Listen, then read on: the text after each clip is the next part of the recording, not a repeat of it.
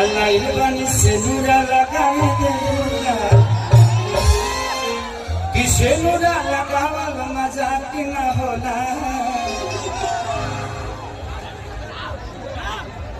उड़े खातिए बबुआ पाख न होला तो दिल जहाँ लागे दिमाग न लागे पूछले नीरे से की खराब न लागे अपना बाजारा में हमारा के आवे देबू का एगो बात बताई तो बता देबू का अल्लाह से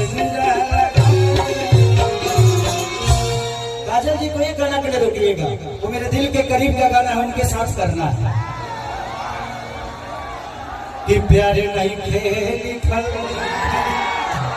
अरे हाथ के लगी